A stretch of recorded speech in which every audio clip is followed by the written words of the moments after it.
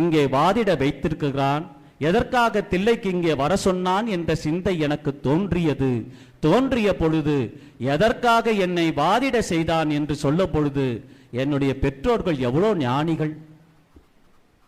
பிற்காலத்தில் இவன் புத்தகுருமார்களோடு வாதிட போகிறான் என்று தெரிந்துதான் வாதவூரான் என்று கூட எனக்கு பெயர் வைத்தார்களோ என்னவோ என்று என் பெற்றோர்களுடைய நினைவு என் சிந்தையிலே வந்தது. ஆகா, இதற்காகத்தான் எனக்கு என்னுடைய பெற்றோர்கள் வாத ஊரன் என்று பெயர் வைத்தார்களா? அப்போ என்னுடைய பெற்றோர்கள் சிந்தையிலே வந்த பொழுது அடியேன் பிறப்பு எப்படி பிறந்தேன் என்ற சிந்தையும் எனக்குள் தோன்றியது. அந்த பிறப்பை எப்படி இறைவன் எனக்கு அருளினான் என்ற சிந்தையும் எனக்குள் எழப்பட்ட பொழுது அந்த தில்லையிலே அருளப்பட்ட பதிகம்தான், அந்த பதிகமாக வந்த அந்த வார்த்தைகளுடைய வரிகள்தான் இதோ.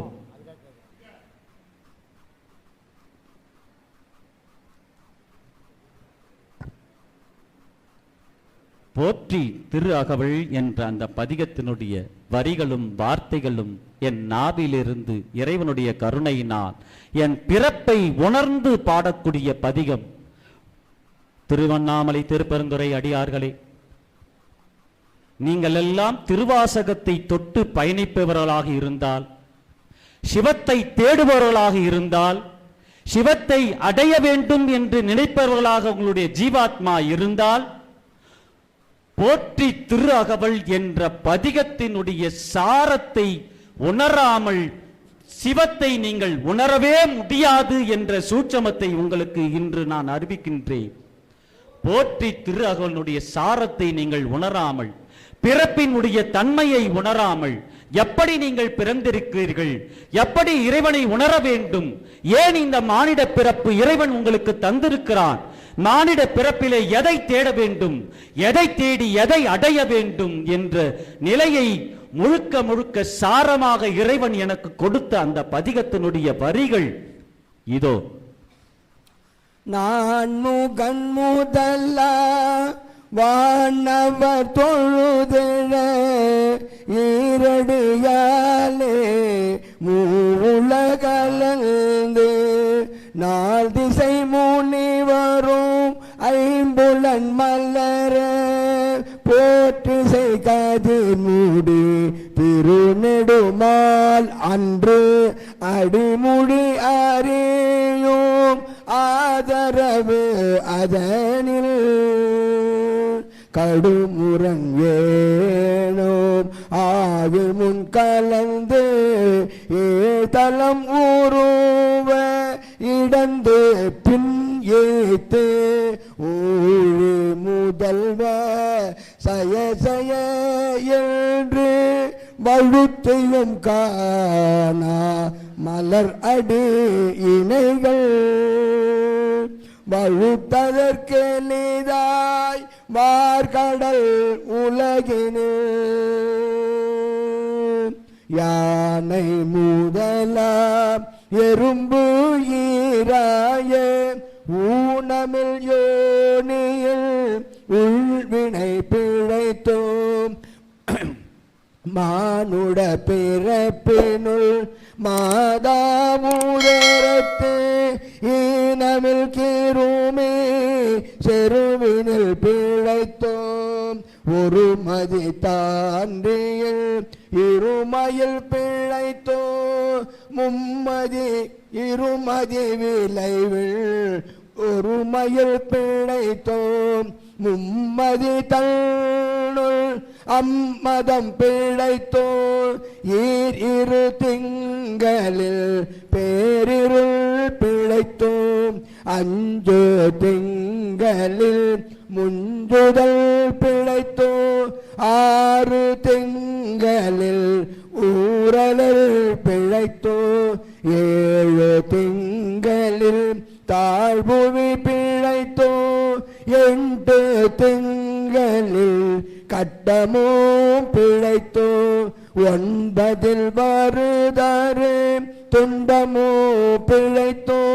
தக்கதசமது தாயொடு தான் படும் புங்க சாகர துயரிடை பிழைத்தோ சங்கதசமதி தாயோடு தான் படும் துங்க சாகர துயரிடை பிழைத்தோம். திருச்சிற்றம்பலம். என் நாவிலே உதிர்த்த அந்த வார்த்தைகளை அடியேன் மீண்டும் ஒரு முறை சொல்லி பார்க்கிறேன்.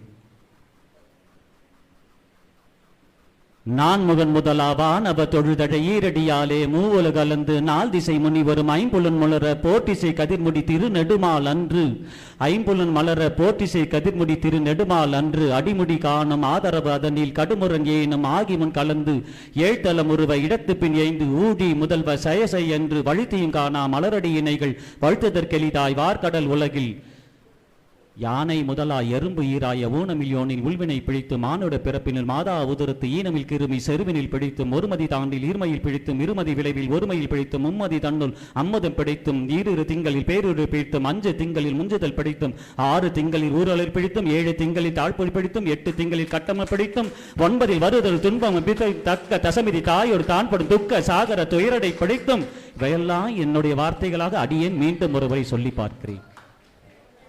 எப்படி இறைவன் எனக்கு அந்த பிறப்பை கொடுத்திருக்கிறான்? என் தாயும் தந்தையும் புணர்ந்த பொழுது இந்த பிரபஞ்சத்திலே சிறிய உருவம் கொண்ட பெரிய யானை வரை பிறந்து கொண்டே இருக்கிறதே. அவைகள் எல்லா வயிற்றிலிருந்து தப்பித்து பிழைத்து என் தாயின் வயிற்றிலே அடியேன் பிறக்க வேண்டும், மனிதனாக இருக்க வேண்டும் என்று எம்பெருமானுடைய கருணை பெற்றே அடியேன் பிறந்திருக்கின்றேனே. அப்படியெல்லாம் கிடைத்த இந்த பிறப்பை ஒவ்வொரு மாதமும் இறைவனுடைய கருணை பெற்றே அடியேன் வளர்ந்திருக்கிறேன் என்ற அந்த நிலையை உணராமல், இறைவா உன்னை மறந்துவிட்டு எதையெல்லாம் தேடுகிறேன், எதையெல்லாம் தேடி தேடி ஓடுகிறேன். இறைவா உன் கருணையை மட்டுமே நாட வேண்டும், உன்னை மட்டுமே அடைய வேண்டும் என்ற பிறப்பு நீ எப்பொழுது தரப்போகிறாய்? இவையெல்லாம் எதுவுமே வேண்டாம், உன் கருணையும் உன் அருளும் உன் திருவடி மட்டுமே வேண்டும் என்ற நிலையில் இந்த ஜீவாத்மாக்கு அந்த பக்குவ நிலையை எப்பிறவியில் நீ அருளப் போகிறாய் என்ற ஏக்கம் இந்த பிறப்பிலே எனக்கு தோன்றிற்று. என் தாய் தந்தையினுடைய நினைவும் எனக்கு வந்திற்று. அதிலிருந்து அடியேன் திருச்சிற்றம்பலத்திற்கு பொருளுரையாக சொல்வதற்கு வாத நாளும் வந்தது. அந்த வாதிட நாள் வந்த பொழுது மத குருமார்கள் எல்லாம் ஒரு புறம் அமர, அடியேன் மறுபுறம் அமர, திருச்சிற்றம்பலத்திற்கு அடியேன் பொருளை எடுத்து உரைக்க ஆரம்பித்தேன். திருச்சிற்றம்பலத்துக்கு பொருள் சொல்ல சொல்ல சொல்ல அந்த மத குருமார்கள் திரையில் கட்டிய பக்கத்தில் அமர்ந்திருந்த அந்த மத குருமார்கள் எண்ணி நகையாட ஆரம்பித்தனர். அடியேனுக்கு சினம் வந்தது. அடியேன் திருச்சிற்றம்பலத்திற்கு பொருள் சொல்லும் பொழுது நீங்கள் எண்ணி நகையாடுகிறீர்களா? திருவண்ணாமலை திருப்பெருந்துறை அடியார்களே, எனக்கு கூட 5 நிமிடத்திற்கு முன்னாடி சினம் வந்தது. அன்று அவர்களை பார்த்து சினம் வந்தது, இன்று இங்கே வந்தபோது உங்களை பார்த்து எனக்கு சினம் வந்தது. என் சிவத்தை என் திருவாசகத்தை அருளப்படும் போது அது சொல்லும் போது உங்களுக்கு தேநீர் வேண்டுமா? தேநீரை பருக கை நீட்டி வாங்கி கொண்டிருப்பதை பார்க்கும் பொழுது எனக்கு அந்த மத குருமார்களை எண்ணி சினம் வந்தது. இன்று உங்களை எல்லாம் எண்ணி எனக்கு சினம் வந்தது. இதை நினைத்தால் ஒருவேளை என்னை வரவாய்க்காமல் நீங்க அங்கேயே கூட விட்டு வைத்து இருப்பீர்கள். இருந்தாலும் சினம் வந்ததை வெளிப்படுத்துவது என்னுடைய இயல்பு. எனக்கு சினம் வந்தது அந்த மத குருமார்களை எண்ணி. உடனே ஒரு உத்தரவை பிறப்பித்தேன். யாரெல்லாம் எண்ணி நகையாடினர்களோ அவர்கள் நாவிலே இருந்து கலைமகள் அகலட்டும் என்ற ஒரு உத்தரவை அடியேன் பிறப்பித்தேன். என்னுடைய உத்தரவை ஏற்றுக்கொண்ட கலைமகள் யாரெல்லாம் எண்ணி நகையாடினார்களோ அவர்கள் நாவெல்லாம் அடங்கி போய் பேச முடியாதபடி ஊமையானார்கள். ஊமையான பிறகு இதை கண்ட அந்த இலங்கை வேந்தன் பதறி போய் ஓடி வந்து என்னிடம் மண்டியிட்டு மன்னிப்பை கேட்டான். உங்கள் அருமை தெரியாமல், திருச்சிற்றம்பலத்தினுடைய சக்தியை தெரியாமல் இந்த மதகுருமார்கள் இப்படி செய்து விட்டார்கள், நீங்கள் மன்னித்து அருள வேண்டும் என்று இலங்கை வேந்தன் என்னிடம் ஓடி வந்து மன்னிப்பை கேட்டான். அன்பே சிவமாக இருக்கக்கூடிய இறைவன் எனக்குள் புகுந்ததால் அவர்களை மன்னித்து கலைமகள் அகலட்டும் என்று சொன்ன அதே உத்தரவை கலைமகள் வரட்டும் என்று மறு உத்தரவு பிறப்பித்தேன். ஓமையானவர்கள் மீண்டும் பேசினார்கள். இந்த சக்தி எப்பொழுது எனக்கு கிடைத்தது? கலைமகளிடம் கெஞ்சி கூத்தாடினால் கூட அடியேன் சொல்வதை கேட்பாளா? நாவிலே இருந்து கலைமகள் விலகட்டும் என்று உத்தரவு போட்ட பிறகு அந்த உத்தரவை ஏற்றுக்கொண்டு விலகுகிறாள். மறு உத்தரவு போட்டால் அதற்கும் செவிசாய்த்து அந்த உத்தரவை நிறைவேற்றுகிறாள். இது எப்படி இந்த நிகழ்வு நடக்கிறது என்று என்னுடைய சிந்தையிலே தோன்றிற்று. அந்த சிந்தையிலே தோன்றிய பிறகுதான் என்னுடைய சிந்தையிலே ஏன் இப்படி நடந்தது என்ற நிலை வந்த பொழுது நீங்களே இந்த பாடலின் மூலமாக பதிலை பெறுவீர்கள். பூசுவதும் வெண்ணீரே பூன்பதுவோ பொங்கரவும் பேசுவதோ திருவாயால் மறை போலும் காணேடி. பூசுவதும் பேசுவதும் பூண்டதுவோ கொண்டு என்னை ஈசன் அவள் எவ்வுயிர்கோ இயல்பானான் சாழலோ. ஈசன் அவள் எவ்வுயிர்கோ இயல்பானான் சாழலோ. திருச்சிற்றம்பலம். எத்தனை உயிர்களுக்கும் ஈசன் தான் இயல்பானவன். எவ்வளவு பிழைகளை செய்தாலும் அந்த மன்னித்து அருளக்கூடிய கருணை கடலாக விளங்கக்கூடிய அந்த ஈசன் இவர்கள் செய்த பிழையும் மன்னிக்குமாறு என்னை உத்தரவிட்டான். அந்த மன்னிப்பதன் அடிப்படையிலே அவர்களுக்கு மீண்டும் கலைமகளை வரவைத்த பொழுது அந்த இலங்கை வேந்தனுக்கு தோன்றிற்று, ஆகா, இவர் பேசக்கூடாதவர்களை பேச வைக்கிறார், பேச வைத்தவர்களை பேச முடியாதபடி செய்கிறார். என்னுடைய மகள் பிறவி ஊமையாற்றே, இவளிடம் அழைத்து வந்தால் அவளை இவர் பேச வைத்து விடுவார் என்று நம்பிக்கையோடு அந்த மகளை அழைத்து வந்து என்னிடம் வந்து, சுவாமி, இவர்களை நீ தான் பிறவி ஊமையாக இருக்கக்கூடிய என் மகளை பேச வேண்டும் என்று சொன்னான். இங்கே நடப்பதை கூறுவாயாக என்று அந்த மகளிடம் அடியேன் சொன்ன பிறகு அதில் உதித்த அந்த வார்த்தைகள் தான் இப்பொழுது நீங்கள் கேட்ட அந்த பாடல். இது எப்படி எனக்கு இந்த நிலை வந்தது? எப்படி இந்த சக்தி வந்தது? கலைமகள் என் நாவிலே இருந்து அகன்றதும் மறு உத்தரவு பிறகு மீண்டும் வந்து அமர்வதும் எப்படி இது நடைபெற்றது? என்னுடைய சிந்தையில் தோன்றிய பொழுது எப்படி நடைபெற்றது தெரியுமா? நானாக இருந்தால் அது நடந்திருக்குமா? நடந்திருக்க முடியாது. அப்போ நான் யாராக இருந்தால் இந்த உத்தரவு நடைபெறக்கூடிய சாத்தியமாக இருந்திருக்கும்? அதற்கு ஏற்ற பாடல்தான் இதோ.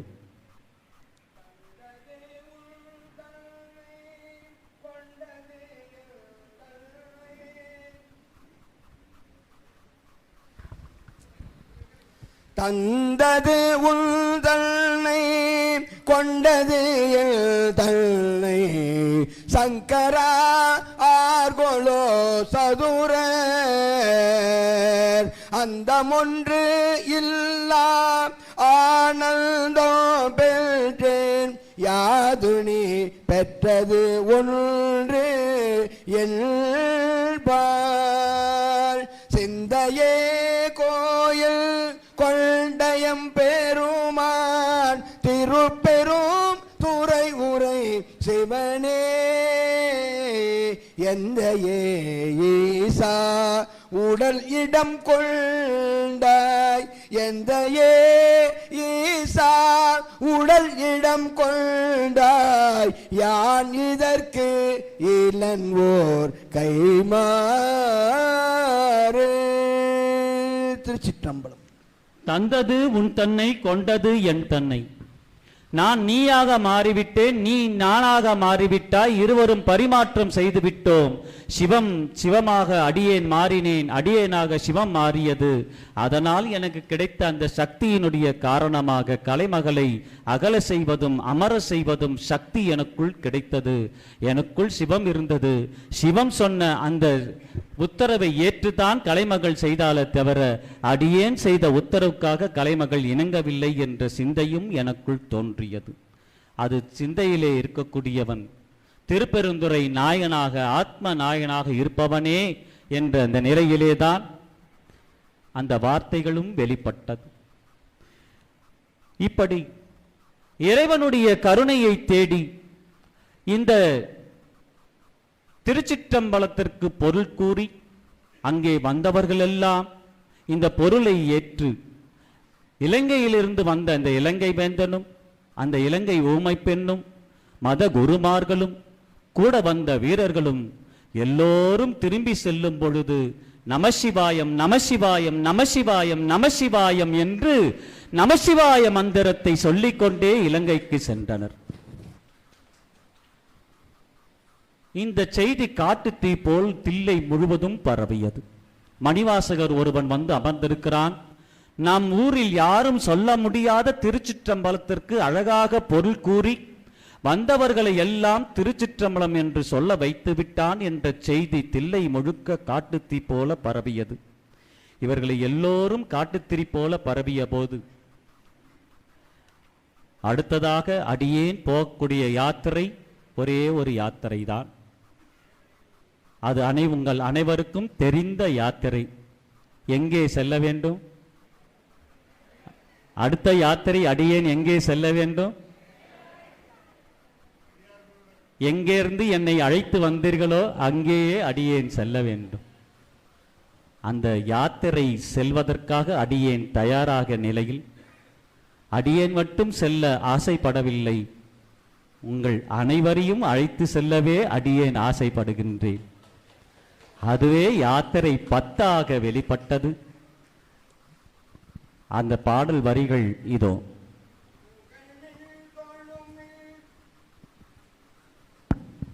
புகழ்மில் தொழுமில் பூப்புனைமில் புயங்கள் தாலே புந்தி வைத்திட்டு இகழ்மில் எல்லா அல்லலையோம் இனி ஓர் இடையூர் அடையாமே திகழும் சீரார் சிவபுரத்தே சென்று சிவன்தாள் வணங்கினாம் நிகழும் அடியார் முன் சென்று நெஞ்சம் உருகி நின்போமே திகழும் சீரார் சிவபுரத்தே சென்று சிவன்தாள் வணங்கினாம் நிகழும் அடியார் முன் சென்று நெஞ்சம் உருகி நிற்போமே.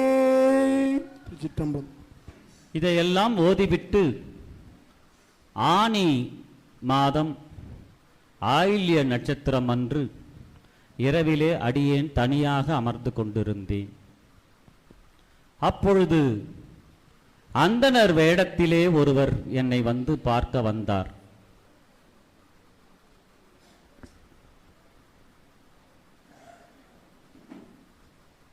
அந்தணர் வேடத்திலே ஒருவர் என்னை பார்க்க வந்தார்.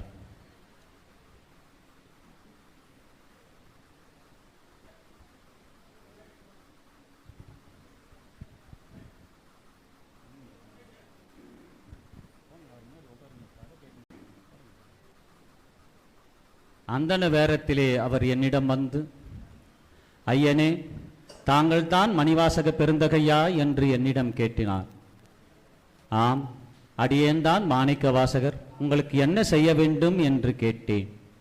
நீங்கள் பல திருத்தலங்களிலே சென்று அங்கங்கே ஓதிய அந்த பதிகளை எல்லாம் நீங்கள் இப்பொழுது கூறுவீர்களானால் அடியேன் எழுத தயாராக இருக்கிறேன் என்று என்னிடம் அந்த அந்தணர் சொன்னார். நான் சொல்ல சொல்ல உங்களால் எழுத வல்லமை இருக்கிறதோ என்று கேட்டேன். நீங்கள் சொல்லுங்கள், நான் முடிந்தால் எழுதுகிறேன் என்று அந்த அந்தணர் சொன்னார். அடியேன் 51 பதிகங்களையும் சொல்ல ஆரம்பித்தேன். அச்சப்பத்து, அச்சப்பதிகம், அண்டை பகுதி, அடைக்கலப்பத்து, அதிசய பத்து, அம்மானை, அருள் பத்து, அற்புத பத்து, அன்னை பத்து, ஆசை பத்து, ஆனந்த மாலை, உந்தியார், உயிரின பத்து, எண்ணப்பதிகம், எம்பாவா, ஏசரவு, கண்டப்பத்து, கழ்குன்ற பதிகம், கீர்த்தி திரு அகவல், குயிர்பத்து, குலாப்பத்து, குடைத்தப்பத்து, கோதும்பி, கோயில் திருப்பதிகம், கோயில் மூத்த திருப்பதிகம், சதகம், சாடல், சிவபுராணம், செத்திலாப்பத்து, சென்னிப்பத்து, தசாங்கம், தெல்லனம், தோணக்கம், நீத்தல் விண்ணப்பம், படையாச்சி, படையெழுச்சி, பண்டாய நான்முறை, பள்ளி எழுச்சி, பாண்டி பதிகம், பிடித்தப்பத்து, புணர்ச்சிப்பத்து, புலம்பல், பூவிர்வல்லி, பொற்சுன்னம், பொன்னுஞ்சல், போற்றி திரு அகவல், யாத்திரை பத்து, வார்த்தை, வாழா பத்து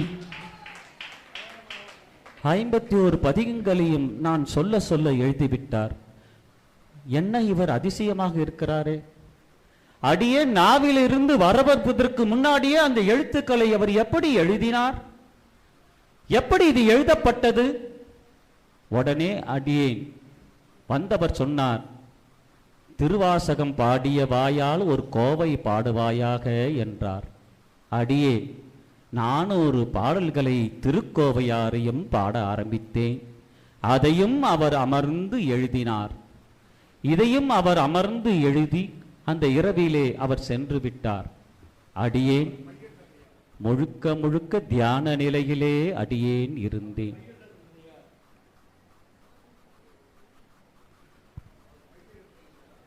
முழுக்க முழுக்க அடியேன் தியானித்துக் கொண்டிருந்தேன்.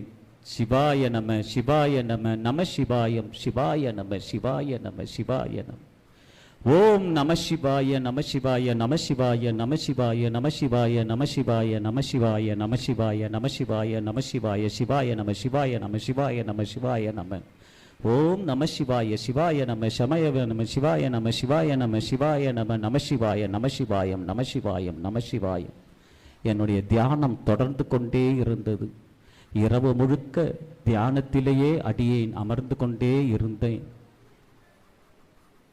பொழுது வெடிந்தது. பொழுது வெடிந்தது. தில்லைவாழ் அந்தணர் ஒருவர் வந்தார்.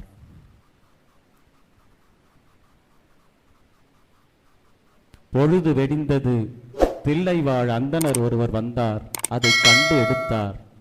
என்ன இது? எல்லாம் சிவபெருமானுடைய பாடல்களாகவே இருக்கிறதே. எவ்வளவு வார்த்தை உருக்கமாக இருக்கிறது. அந்த தில்லைவாழ் அந்தணராக வந்ததே எம்பெருமான் தான். முதலிலே கண்டெடுக்கப்பட்டது தில்லைவாழ் அந்தணராக வந்ததே சிவபெருமானே வந்து அந்த திருவாசகத்தை கண்டெடுத்து, என்ன இது? இந்த திருவாசகத்தில் இருக்கக்கூடிய வார்த்தைகள் எல்லாம் உருக்கும் வண்ணமாகவே இருக்கிறதே என்று அந்த வார்த்தைகளை பார்த்தார். பொழுது வெடிந்தது. அந்த தில்லைவாழ் அந்தணர் அந்த பஞ்சப்படியிலிருந்து திருவாசகத்தை ஒருவர் எடுக்க, ஒருவராக வீட்டிலிருந்து வெளியே வந்தனர். கூவின பூங்குயில் கூவின கோழி குருகுகள் எம்பின சங்கம் ஓவின தாரைகள் ஒளி ஒளி உதயத்து ஒருபடுகின்றது விருப்போடு நமக்கு. பொழுது வெடிந்த பிறகு இந்த திருவாசகத்தை கண்டெடுத்து அந்த அந்தணர்கள் ஒருவராக வந்து அந்த தில்லையிலே சூழ்ந்து எல்லா அந்தணர்களும் ஒன்று கூடினர். எல்லா அந்தணர்களும் ஒன்று கூடி இந்த திருவாசகத்தை இயற்றியது யார்? உமக்கு தெரியுமா? உமக்கு தெரியுமா? இதை இயற்றியது யார் என்று உங்களுக்கு யாருக்காவது தெரியுமா? உங்களுக்கு யாருக்காவது தெரியுமா? உங்களுக்கு யாருக்காவது தெரியுமா? தெரியவே தெரியாது. இந்த திருவாசகத்தை இயற்றியது யார் என்று யாருக்காவது தெரியுமா? தெரியாது தெரியாது. தில்லைவாழ் அந்தணர்கள் ஒருவரை ஒருவர் கேட்டு கேட்டு பார்த்தனர். யாருக்கும் புலப்படவில்லை. அதிலே முதலில் இந்த திருவாசகத்தை இயற்றியது யார்? உமக்கு தெரியுமா? உமக்கு தெரியுமா? இதை இயற்றியது யார் என்று உங்களுக்கு யாருக்காவது தெரியுமா? உங்களுக்கு யாருக்காவது தெரியுமா? உங்களுக்கு யாருக்காவது தெரியுமா? தெரியவே தெரியாது. இந்த திருவாசகத்தை இயற்றியது யார் என்று யாருக்காவது தெரியுமா? தெரியாது தெரியாது. தில்லைவாழ் அந்தணர்கள் ஒருவரை ஒருவர் கேட்டு கேட்டு பார்த்தனர். யாருக்கும் புலப்படவில்லை. அதிலே முதலிலே கண்டெடுத்த அந்த தில்லைவாழ் அந்தணர் சொன்னார், ஊர் எல்லையிலே இருக்கக்கூடிய மாணிக்க வாசகர் தான் இதை ஏற்றிருக்க வேண்டும். அவர்தான் திருச்சிற்றம்பலத்திற்கு இவ்வளவு அழகாக பொருள் சொன்னவர். அவரே இந்த திருவாசகத்தை ஏற்றுவதற்கு தகுதியானவர். இங்கே திருச்சிற்றம்பலத்தான் என்று கையொப்பம் இருக்கிறது. இது சிவபெருமான் ஒருவர் வந்திருக்கிறார் என்றால் அது மாணிக்க வாசகருக்காக ஒருவருக்கு மட்டுமே இந்த நிலை வந்திருக்கும் என்பதை உணர்ந்த அந்த தில்லைவாழ் அந்தணர் நேராக என்னிடம் வந்தனர். ஐயனே, ஐயனே, நான் கலேசாக கண் விழித்து பார்த்தேன். அவர்கள் கையிலே நேற்று தில்லைவாழ் அந்தணர் வந்த அந்த ஓலச்சுவடி கையிலே இருந்தது. என்ன இது என்று கேட்டேன். அதை வாங்கி பார்த்தேன். இறைவா, இறைவா, என்ன கருணை அப்பா உன்னுடைய கருணை! நான் எழுதிய இந்த திருவாசகம் திருச்சிற்றம்பலத்தான் என்று கையொப்பமிட்ட திருவாசகமா? என் நாவிலே உதிக்கப்பட்ட வார்த்தைகள் எல்லாம் உம்மால் எழுதப்பட்டதா? எப்பேற்பட்ட அழுக்கு பிடித்த நாய் இது! எவ்வளவு அசுத்தம் பிடித்த தேகம் இது! எவ்வளவு ஆபாசங்களை இந்த வார்த்தைகளால் இந்த நாவிலே உச்சரித்துக் கொண்டிருப்பேன். இந்த தேகமானப்பட்டது எவ்வளவு சுகங்களை அனுபவித்திருக்கும். இறைவா, உன்னுடைய கருணையை என்னிடம் தேடி வந்து பொழிந்திருக்கிறாயா? நீயே தேடி வந்து இந்த திருவாசகத்தை எழுத எனக்கு அருள் புரிந்திருக்கிறாயா? உன் கருணையை அடியேன் என்னவென்று சொல்லுவேன், என்னவென்று சொல்லுவேன். இறைவா, உன்னுடைய கருணையை இந்த திருவாசகத்திலே என் நாவிலே அமர செய்து, அந்த நாவிலே அமர செய்வது மட்டுமல்லாமல் அதை ஒலிக்க செய்து நீயே வந்து அமர்ந்து எழுதி, அடியேன் சொல்ல சொல்ல எழுதிய அந்த 51 பதிகங்களையும் 658 பாடல்களையும் ஒரு வரி விடாமல் நீயே அமர்ந்து எழுதியிருக்கிறாயே. உன் கருணையை அடியேன் என்னவென்று சொல்லுவேன், என்னவென்று சொல்லுவேன். எனக்காக இப்பிரபஞ்சத்தில் எத்தனை முறை அப்பா நீ ஓடி வந்து அதற்கு தகுதியானதா இந்த உடலும், இந்த தேகமும், இந்த நாவும், இந்த செவியும். இந்த செவி வழியாக எவ்வளவு ஆபாசமான வார்த்தைகளை கேட்டிருப்பேன். இந்த நாவிலே எவ்வளவு ஆபாசமான வார்த்தைகளை உதித்திருப்பேன். இந்த தேகமானப்பட்டது எவ்வளவு துன்பமான நேரங்கள் எல்லாம் சுமந்திருக்கிறது. ஆபாசமாக இருக்கக்கூடிய இந்த தேகத்திலேயா எனக்கு திருவாசகத்தை கொடுத்திருக்கிறார் ஐயா. உன் கருணையை அடியேன் என்னவென்று சொல்லுவேன் ஐயா. அடியேன் என்னவென்று உன்னை கூறி என்ன வாழ்த்து சொல்லி உன் திருவடியை அடியேன் அடையப் போகிறேனோ தெரியவில்லையே. இந்த முத்தி நெறியை எனக்கு அரித்து விட்ட என் பெருமானே, உன் திருவடியை அடியேன் தஞ்சமடைய வேண்டும் என்று சொன்னால் அதற்கு பாக்கியம் உகந்ததாய் இந்த தேகமும் இந்த ஜீவாத்மாவும். இறைவனே, நீயே வந்து எழுதிய இந்த திருவாசகம் இனி இந்த பிரபஞ்சத்தில் வரும் அடியார்கள் எல்லாம் இதை படித்து படித்து இதிலே கண்ணீர் விட்டு இறைவனோடு ஐக்கியமாகக்கூடிய அந்த இன்ப நிலையை நீ அருள வேண்டும். அதுவே நீ அருளக்கூடிய திருவாசகமாக அமையட்டும். இறைவா, உன் கருணையை, உன் அருளை, உன் திருவடியை எண்ணி எண்ணி எண்ணி எண்ணி மகிழ்ந்து மகிழ்ந்து உருகி உருகி உருகி உள்ளம் கசிந்து இந்த முத்தி நெறியை அறிவித்த எனக்கு, இந்த முத்தி நெறி அச்சோ பதிகத்தை எனக்கு அருளி அந்த நேரத்தில் எழப்பட்ட அந்த வார்த்தைகள் உருகிற தன்மையில் இதோ. முக்தி நெறி அறியாத மூர்க்கரோடு முயல்வேனை மக்கி நெறி அறிவித்து பழவினைகள் பாரும் வண்ணோ சித்தமலம் ஆறுவித்து சிவமாக்கி என்னை ஆண்ட அத்தன் என கருளியவர் ஆர்வருவர் அச்சோவே. அத்தன் என கருளியவர் ஆர்வருவர் அச்சோவே. அத்தன் என கருளியவர் ஆர்வருவர் அச்சோவே. செம்மை நலம் அறியாத சிதடரோடும் திரிவேனை மும்மை மலம் அருவித்து முதலாய முதல் வந்தான் நம்மையும் ஓர் பொருளாக்கி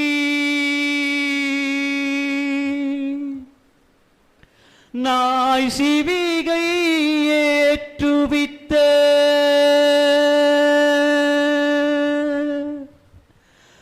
அம்மை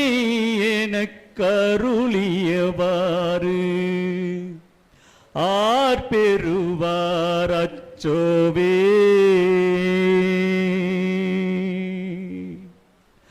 அம்மை எனக்கு அருளியவாறு ஆர் பெறுவார் அச்சோவே.